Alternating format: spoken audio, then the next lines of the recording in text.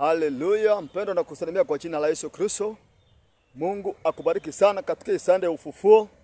Naamini ya kwamba Mungu amekulinda na Mungu amepata kukuhifadhi. Na kama vile tumepata kuwa tunakumbuka ufufuo wake Kristo Yesu ambaye alitufia.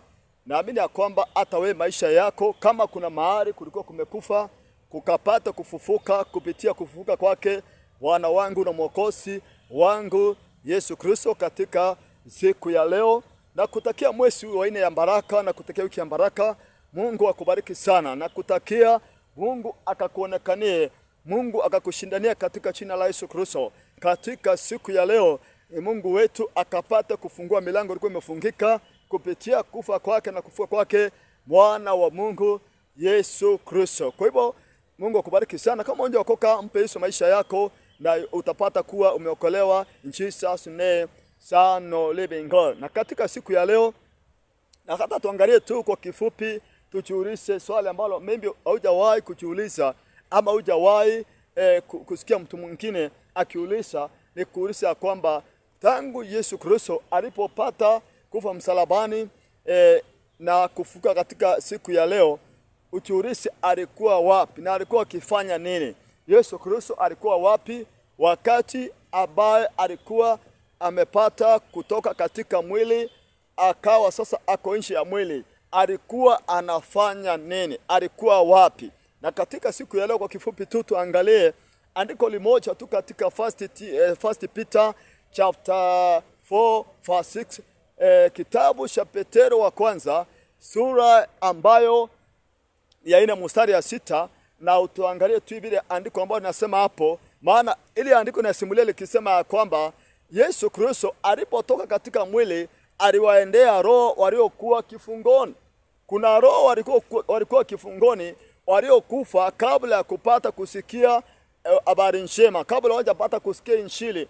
Biblia inasema kwamba wakati Yesu Kristo alikufa aliwaendea hao roho akawahubiria Injili, akapata kueleza habari njema, ndio siku ya hukumu hata wao wasibaki nyuma, wawe ni kwamba watahukumiwa kama wanadamu hukumiwavyo. Kwa hivyo hakuna kusema ya kwamba kuna mtu ataponyoka ile hali ya kupata kuingia katika judgment ya Mungu. Kila mtu atapata kusimama katika kile kiti cha hukumu cha Jehova. Na kama ulikuwa umemwamini Kristo Yesu, Yesu Kristo atapata kukutetea. Atasema kwamba huyu aliniamini, huyu alikubali kutubu dhambi, huyu alikubali kubatizwa, na huyu alikubali kuachana na shetani akanifuata, akasema huyu sasa ni wangu. Kwa hivyo siku ya leo ili ndio andiko ambalo nataka tuangalie, itutie moyo ya kwamba hata wale watu maybe unaweza shindwa kwamba utahukumiwaje. Yesu Kristo alienda akapata kuhubiria Injili.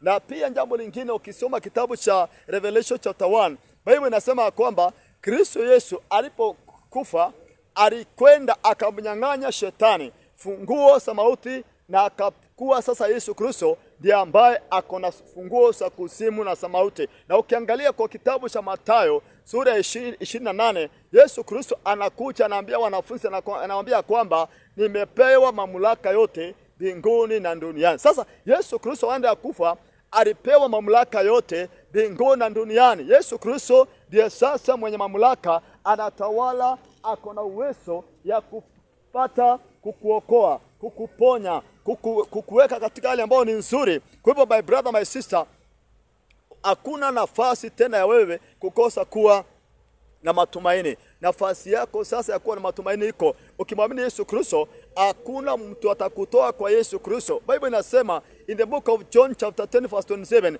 Yesu anasema kwamba wale kondoo wangu hakuna anaweza kuwatoa kwa mikono yangu. Kwa hivyo ukimwamini Yesu Kristo, hakuna yule mtu ambaye atakutoa kwa mikono yake Yesu Kristo. Maisha yako itakuwa salama, maana Yesu Kristo ndiye ambaye amedhibiti mamlaka ya mauti na kuzimu. Ana funguo, amemnyang'anya shetani funguo. Wakati Yesu Kristo alipokufa, roho yake ilienda mahali roho zinaendanga sikitoka kwa mwili, na alipoenda shetani akadhani ya kwamba ni kama roho sawara wanadamu wengine, lakini akakuja kurealize baadaye kwamba Yesu Kristo alikuwa ni Mungu amevaa mwili wa binadamu. akaenda shetani akakutwa na mamlaka kubwa sana ambayo angeweza kupata kunyang'anya kukamata roho za hiyo mamlaka ambayo ni Mungu aliyekuwa ndani ya mwili wa binadamu. Shetani alikuwa anafikiria kulingana na vile Mungu ni mkubwa na ni mtukufu, hawezi kuenda kila mahali.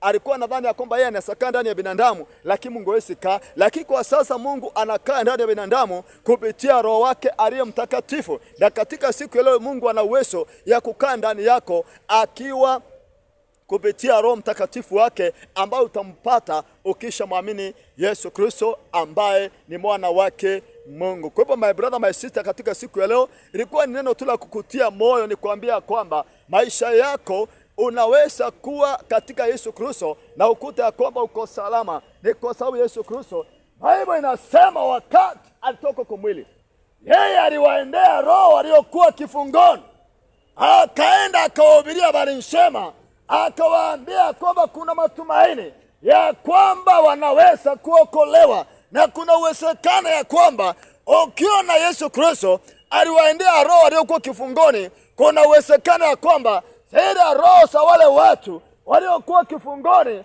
kuna matumaini ya kwamba sinaweza kuhukumiwa kama wale wanadamu wengine na sikapate kurithi uzima. Maana walikuwa wamekufa kwa sababu ile gharika ya Nuhu. Wakati Nuhu alikuwa akiwahubiria, walikosa uvumilivu, wakakata tamaa. Maana Nuhu alihubiri muda mrefu sana, kitu kama miaka 100. Ilifika mahali wakakata tamaa na wakaashiria, na walipoashiria Mungu akakuja akaambia Nuhu, ingia kwa safina nikuokoe. Kwa hivyo hao watu wote waliangamia kwa ile gharika. Na ndio Biblia inasema kwamba Mungu alipomtuma Yesu Kristo hata hao hawakusaulika. Mungu aliwafikia kupitia bila ambavyo Petro ametusimulia hapo, ametufishulia siri ambayo au kuna wengi wanaovyojua Yesu alikokuwa baada kutoka katika mwili. Kwa hivyo katika siku ya leo hata wewe umefikiwa na habari njema, umefikiwa na habari ya kweli, au na sababu ya kukataa kumwamini Yesu Kristo. Muamini, kwa sababu ukimwamini maisha yako hayatapata kupotea. Ni kwa maana Yesu Kristo ndiye ambaye peke yake ana mamlaka ya mauti na ya kuzimu. Kwa hivyo Mungu akubariki sana na ukuwe na mwezi ya 4 ya baraka. Mungu akupiganie vita zako zote. Mungu akuokoe na maadui zako wote. Mungu akurejeshe yako yote yaliyoibiwa na shetani. Yesu Kristo akurejeshe vitu vyako vyote ulivyovipoteza. Ni kwa maana akona uwezo ya kupata kurejesha kwa wale ambao wanaomwamini. Ndio Mungu akawaambia Waisraeli kupitia mtu anaitwa Njoli, akawaambia kwamba wakimtii atawarejeshea vyote vilivyoliwa na nzige, mandu na tunutu. Akawaambia wakimtii atawarejeshea. Mungu atakurejeshea yote uliyoyapoteza. Mungu atakurudishia vitu vyako vilivyopotea. Mungu atakurudishia afya yako. Mungu atakurudishia kile chochote ambacho ulipata kukipoteza. My brother, my sister, usikate tamaa ukisema kwamba sasa hakuna matumaini. Matumaini yako, Biblia inasema kwamba hata kuna matumaini, mti ukikatwa unaweza kumea tena, unaweza kutoa matunda tena. Maana mvua inaposhuka kwa kile kisina, masipukishi yanatokea mengi sana. Ndivyo Biblia pia inasema kwa kitabu kile Judges ya kwamba kile kitabu ya Waamuzi ya kwamba walipomnyoa yule mtu anaitwa Samsoni, nywele zake zilimea tena. Nywele zako pia zitapea tena. Vile vitu vyako vilivyopotea Mungu atakurejeshea, ataviondoa kwa mikono ya wale wenye kukushukia. Mungu anakupenda. Wewe amua tu kumwamini Kristo Yesu. Maana hakuna yote aliamua kumtumikia Mungu akapata kupotea. Ukimwamini Mungu, maisha yako yatakuwa na amani. Amani ambayo ipatikani mahali kwingine. Amani ya Mungu inapatikana tu kwa wale watu ambao wamemwamini na kumwamini mwana wake Yesu Kristo na kutubu dhambi zao. Mungu akubariki sana my brother, my sister, na kutakia hiyo wiki ya baraka na huo mwezi wa baraka. Ni kwa sababu sasa tumekuwa na wakati wa kukumbuka ya kwamba mwokozi wangu na mwokozi wetu Yesu Kristo alipata kufufuka. Na unajua kitu moja ni kwamba wale walikuwa wanamtesa Yesu, wale walikuwa maadui zake, wakati walimsulubisha walidhani sasa wameshinda. Mwimbaji anaimba anasema walipomuua Yesu walidhani wa kwamba wameshinda, lakini kumbe badala yake injili nasonga mbele. Walikuwa wanadhani wamemshinda. Waliserekea sana wale watu wakisema kwamba huyu Yesu wao tumemuua, tumemsulubisha, amekufa, amezikwa. So walianza kuserekea hiyo friend ambapo Yesu Kristo alikata roho. akaenda kuzikwa. Hawa watu walisherekea sana, walipiga sherehe wakisema sasa wao ndio washindi, lakini walifurahia tu hiyo siku ya Friday, wakafurahia tu siku ya Saturday. Lakini habari zilizowakuta Jumapili asubuhi alfajiri zilikuwa za kuwavunja moyo sana waliposikia kwamba Mwokozi wetu amefufuka. Sherehe sao zilikomeshwa na ile habari ya kwamba Kristo amepata kufufuka. Ndio Biblia inasema kwamba sherehe za mtu mwovu ni za muda mfupi sana. Usione waovu wakiwa wanasherekea udhani watasherekea milele. Waangalie tu vile wanasherekea, lakini mwisho wa sherehe zao sitapata kukomeshwa ile habari ya Yesu Kristo ya kwamba ndiye Mwokozi. Kisoma kitabu cha Zaburi 37 nasema kwamba muangalie mtu mnyofu, mtu mkamilifu, maana mwisho wake ni amani. So kaa kwa Kristo, muamini Kristo na mwisho wako itakuwa na amani. Usikate tamaa useme umeshindwa, kuna matumaini kwa maisha yako, na Mungu wetu akubariki sana na Mungu akutendee mema, my brother na my sister. Yesu anakubariki, Yesu Kristo akubariki, Yesu Kristo akutendee mema in Jesus name. Amen. Na kama hujaokoka, acha Yesu Kristo anza maisha yako na utakuja kujuta. Sema, Bwana Yesu, leo nakukubali kuwa Bwana na Mwokozi wangu. Natubu dhambi zangu, naomba ukapate kunisamehe. Kuanzia leo namkataa shetani, mimi ni wako Yesu, tawala maisha yangu. Katika jina la Yesu naomba na kuamini. Amen. Baba, nakushukuru mpendwa, amekubali kutubu dhambi, kwa baraka na kumulinda. In Jesus name, amen. Amen. Mungu akubariki sana. Imeandikwa hata imekuwa mtu kuwa ndani ya Kristo, amekuwa kiumbe kipya. Na ya kale yamepita na tazama tumekuwa mapya. Imeandikwa kwamba hata mtu akuwa ndani ya Kristo amekuwa kiumbe kipya. Yule mtu mwamini Kristo amefanyika mwana wa Mungu. Dhambi zake zimesamehewa. Mungu ameweka dhambi zake mbali sana na yeye. Huyo mtu amepata kusamehewa. Amepokea uzima kwa sababu amemwamini mwana wa Mungu. Hata akifa ataishi tena. Hata akifa ende jehanamu atapata kuingia katika ufalme wa mbinguni. Mungu akubariki na kutendea mema na tangazo umeokoka, maana umekiri Kristo. Mungu wetu akubariki sana. In Jesus name. Amen. Amen. Amen. Amen. Amen. Amen. Amen. In Jesus name. Amen. Amen. Amen.